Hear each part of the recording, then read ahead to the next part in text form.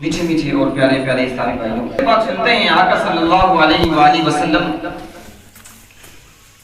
اپنی امت کو کیسی پیاری تعلیم ارشاد فرماتے ہیں۔ فرمایا جو شخص کسی مسلمان سے دنیا کی ایک تکلیف دور کرے گا، اللہ پاک قیامت کے دن کی تکلیفوں میں سے اس کی تکلیف دور فرمائے گا۔ جو دنیا کی تکلیف دور کرے گا، بندہ کوشش میں رہے یار میرا پڑوسی تکلیف میں ہوگا تو میں اس کی تکلیف دور کروں گا، بہن بھائیوں کی، رشتہ داروں کی، دوست احباب کی، لیکن اس میں صرف اللہ پاک کی رضا مقصود ہو۔ یہ نہ ہو کہ آج میں اس کی مدد کر رہا ہوں کل کو یہ بھی میری مدد کرے گا، یہ نہیں۔ تو آقا صلی اللہ علیہ وآلہ وسلم مزید فرماتے ہیں جو کسی تنگ دست پر دنیا میں آسانی کرے گا، اللہ پاک دنیا اور آخرت دونوں جہاں میں اس پر آسانی کرے گا، دونوں جہاں میں۔ آپ نے صرف چھوٹا سا کام کیا، دنیا میں اس پر آسانی کی، وہ قرض نہیں دے پا رہا تھا، چلو یار کوئی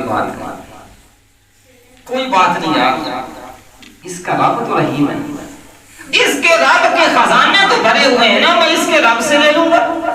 ذرا یہ ذہن بنے تو صحیح۔ اللہ تعالیٰ فرماتا ہے وَمَن يَتَّقِ اللَّهَ يَجْعَل لَّهُ مَخْرَجًا، جو مجھ پر توکل کرتا ہے میں اس کے لیے راستے کھول دیتا ہوں۔ وَمَن يَتَوَکَّلْ عَلَى اللَّهِ فَهُوَ حَسْبُهُ، جو اللہ پہ توکل کرتا ہے اللہ اس کے لیے کافی ہے۔ تو آقا صلی اللہ علیہ وآلہ وسلم فرماتے ہیں جس نے دنیا میں کسی پر آسانی کی، اللہ پاک دنیا اور آخرت دونوں جہاں میں اس پر آسانی کر دیتا کرتے۔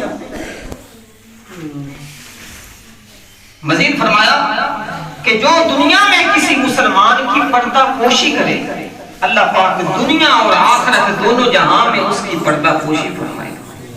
پردہ پوشی سے مراد کسی کی کوئی برائی دیکھ لی، کوئی عیب کسی کا دیکھ لیا، پردہ پوشی فرمائے، اس کو سمجھا دیا علیحدہ میں کہ یار تیرے اندر میں نے یہ دیکھا تھا، یہ غلطی ہے، اچھی بات ہے، ایسے کوئی اور دیکھ لے گا بدنامی ہو جائے گی، یار نہیں ایسا مت کر، یوں اس کو علیحدگی میں سمجھا دے۔ مگر ہمارا معاملہ عجیب ہے، ہمارے پیٹ عجیب ہے، جب ہم کسی کو کوئی برائی دیکھ لیتے ہیں تو پھر گدگدی شروع ہو جاتی ہے، جب تک چار بندوں کو بتا نہیں دیتے تب تک ہمیں سکون نہیں ملتا۔ یہ کیا عجیب معاملہ ہے۔